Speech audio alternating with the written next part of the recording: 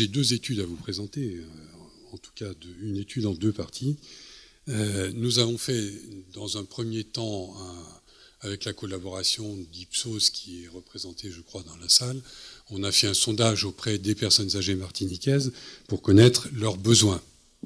Alors, comme on l'a dit tout à l'heure, les personnes âgées, c'est assez vaste, puisqu'on a commencé à 55 ans.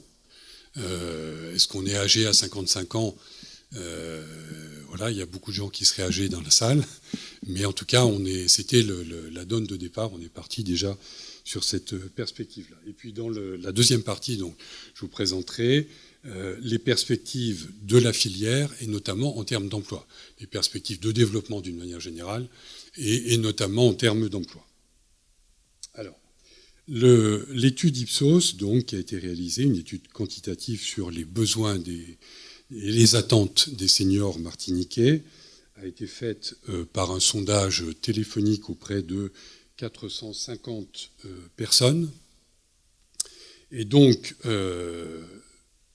alors on avait divisé, comme on vous l'a dit tout à l'heure, il y a des strates dans les seniors, il y a des jeunes seniors et puis il y a des grands seniors, comme on les appelle.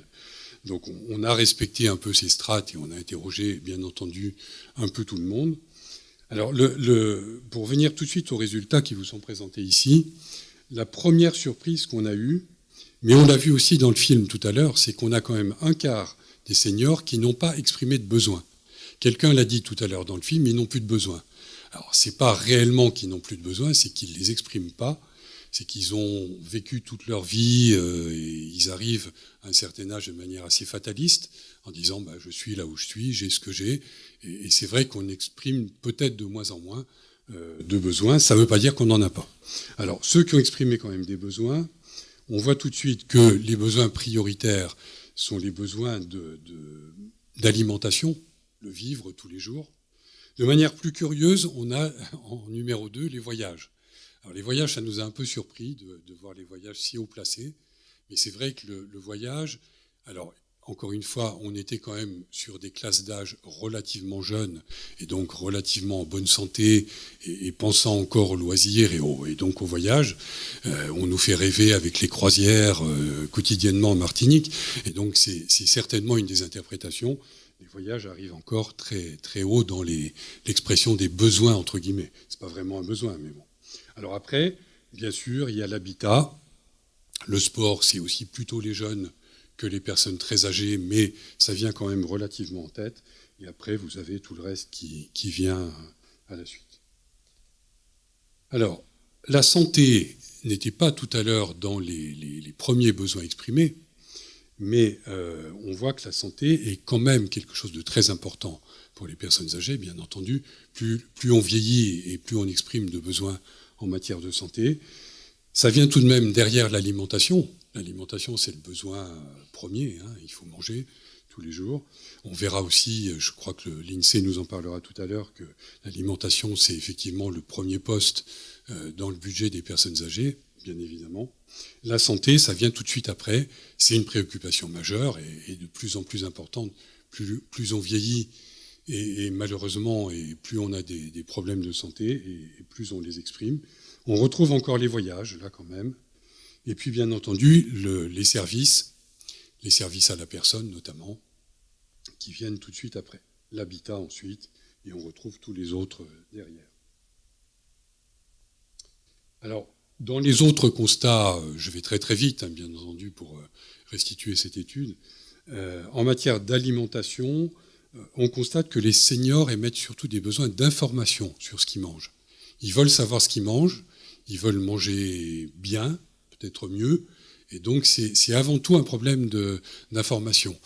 Savoir si c'est bon pour ma santé, savoir aussi, et c'est très important et souvent exprimé, s'ils sont des produits locaux, parce que très souvent, on nous fait passer comme produits locaux des produits qui sont importés, et ça, c'est quelque chose qui est très sensible chez nos seniors. En matière de santé, là encore, on retrouve un besoin d'information, avant toute chose. Ils ont besoin de savoir quelles sont les bonnes pratiques en matière de santé, qu'est-ce que je dois faire pour mieux me soigner. On retrouve ça notamment dans tout ce qui est soins par les plantes, Autrefois, on utilisait très couramment les plantes en Martinique, mais aujourd'hui, on a besoin de savoir un peu quel est l'effet. Alors, on a constaté quand même que l'intérêt pour la télémédecine était important. Ça, c'est à noter, c'est assez remarquable. Concernant les services maintenant, donc les services à la personne, bien entendu, hein, là encore, un niveau très important pour les besoins d'information sur les services, les tarifs, quelles sont les aides, qui peut m'aider à avoir accès à ces services, quelles aides, bien entendu, ils trouvent qu'ils ne sont pas suffisamment informés. Ça ressort de manière très, très nette dans ce qu'ils expriment. Sur l'hébergement et sur l'habitat, qui sont bien entendu une préoccupation extrêmement importante quand on sait que nos personnes âgées sont très majoritairement propriétaires de leur logement. Il faut savoir de quel logement elles sont propriétaires. Souvent, ce sont des logements qui sont, sinon insalubres, au moins mal adaptés à leurs besoins. Souvent dans les mornes, très enclavés, qui leur permettent très difficilement de se déplacer. Donc là-dessus, c'est quand même des besoins beaucoup plus pratiques que les personnes âgées émettent. Ce qu'ils veulent, évidemment, c'est rester chez eux le plus longtemps possible. Ça, c'est très clairement exprimé, mais pas dans n'importe quelle condition. C'est-à-dire que quand on habite une maison insalubre, on veut être aidé pour que la maison soit un petit peu améliorée, réhabilitée, et que la porte soit élargie pour que le fauteuil roulant puisse passer, etc., etc. L'accessibilité même à la maison. Quelquefois, on voit des personnes âgées qui ne peuvent plus sortir de chez elles parce que l'accès n'est pas bon. Donc c'est avant tout là-dessus qu'on a entendu les besoins des personnes âgées sur l'hébergement et sur l'habitat. Alors bien sûr, il y a les TIC, on l'a entendu tout à l'heure, qui commencent à apparaître un petit peu dans l'expression des besoins, mais encore très très peu. Donc voilà, c'était pour la première partie de notre étude, le sondage qui a été fait par Ipsos. La deuxième partie, qu'on a donc appelée les perspectives de la Silver Economy, et notamment en termes d'emploi, je vais vous les présenter en fonction des grands secteurs qu'on a examinés. Sont les mêmes que ceux qui ont été examinés par Vaugirard tout à l'heure. C'est les secteurs classiques, hein, les services à la personne, la santé, le logement, les transports, l'industrie et le commerce. Comme on l'a dit tout à l'heure, l'industrie en Martinique, elle n'est pas encore vraiment très développée, c'est surtout le commerce, les TIC et le tourisme. Alors, un regard sur chacun de ces secteurs économiques, très rapidement. Les services à la personne, incontestablement, sont très porteurs d'emploi. Enfin, potentiellement très porteurs d'emploi. Les chiffres qu'on voit de plus en plus couramment, c'est qu'il y aurait 6 000 nouveaux emplois dans les services, et notamment les services à la personne, 3 500 emplois d'ici 2040. C'est évidemment extrêmement important. Quand on voit ce chiffre-là, 6 000 emplois en Martinique, c'est quand même pas rien. Et on serait bien content qu'ils soient créés. Donc il y a de grandes perspectives qui sont créées par la diversification de ces emplois dans les services au quotidien, les services qu'on peut amener à la personne âgée, qui sont l'aide au maintien dans le logement, l'entretien du logement, les travaux ménagers, etc. Mais bien entendu, et j'insisterai jamais suffisamment là-dessus, on a 3 conditions essentielles.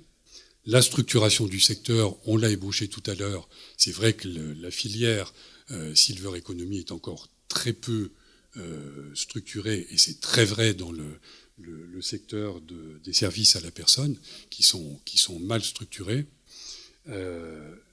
La solvabilisation des personnes âgées, ça c'est encore plus important, et ça sera le leitmotiv qui reviendra sur toutes les diapositives. C'est extrêmement important de pouvoir donner à ces personnes les moyens de l'accès aux services, et ça manque beaucoup. Ils ont des revenus, on en parlera tout à l'heure avec l'INSEE, qui sont notoirement insuffisants.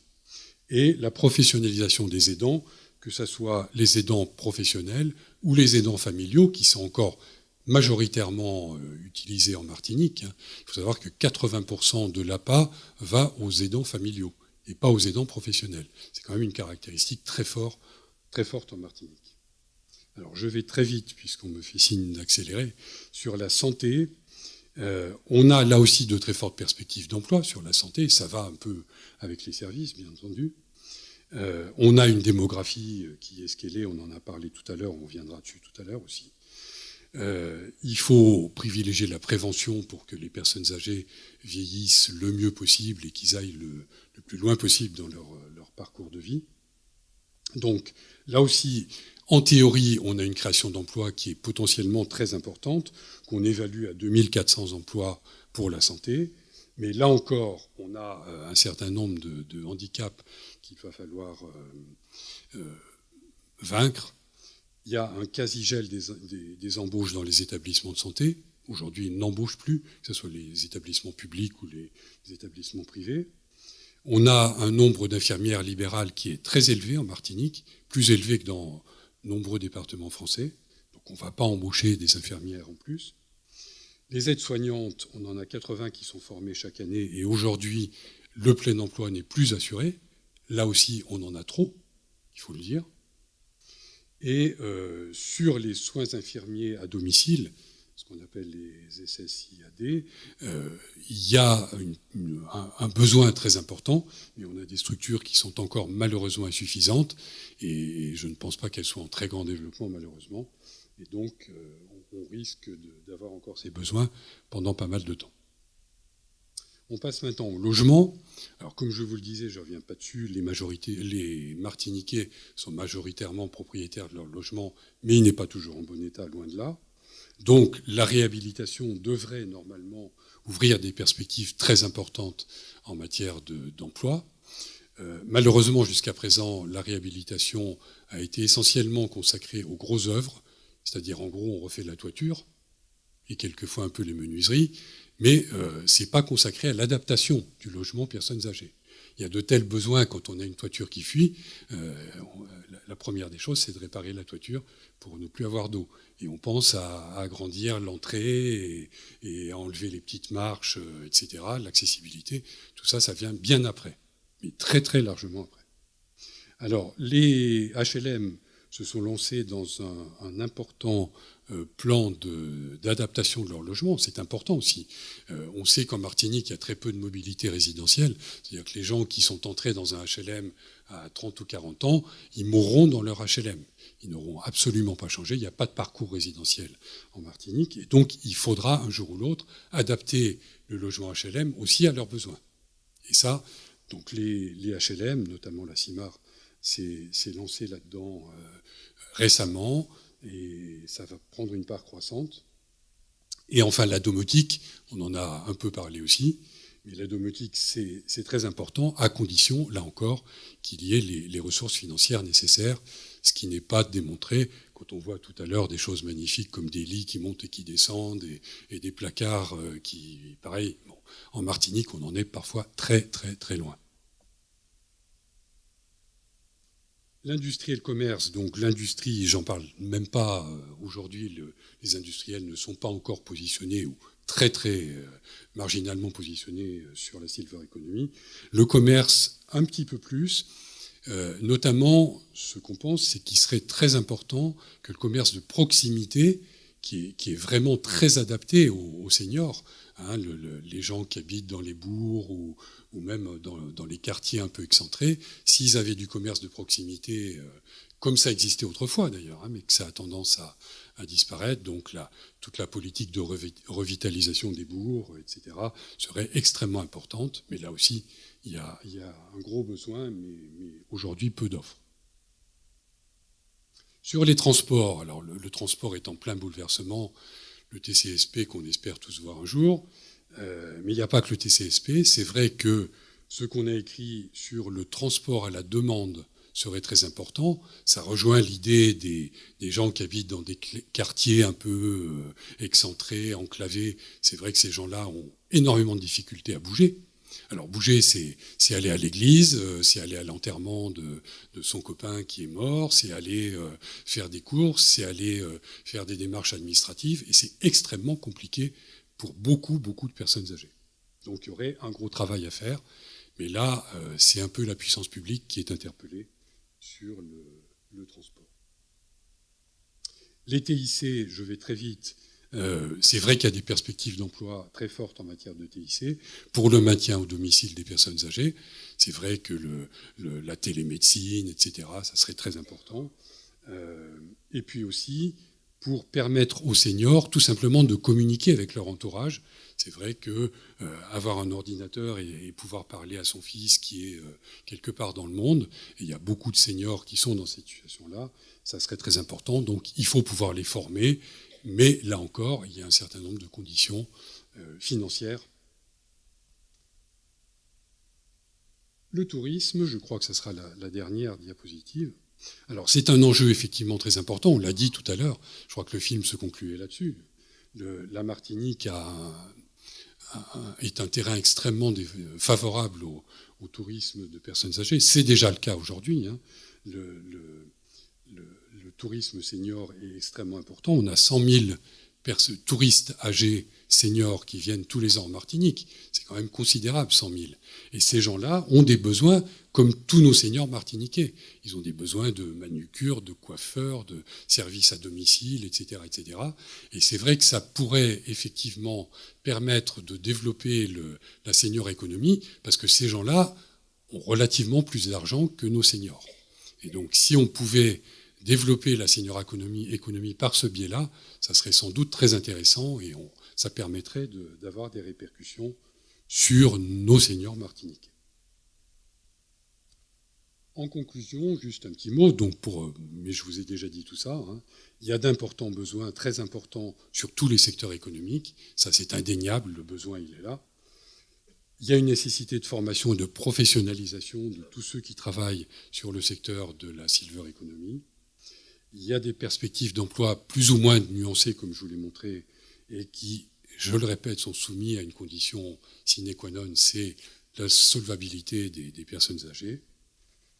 Et on peut penser, en conclusion, qu'une politique publique volontariste, et là je m'adresse aux politiques, un soutien fort de la filière silver économique sont absolument nécessaires pour que celle-ci puisse se développer en Martinique. Alors il n'y a pas que les politiques, il y a la Chambre de commerce aussi, bien entendu, mais on est dans le champ du possible, mais il faut vraiment que tout le monde s'y mette. Voilà.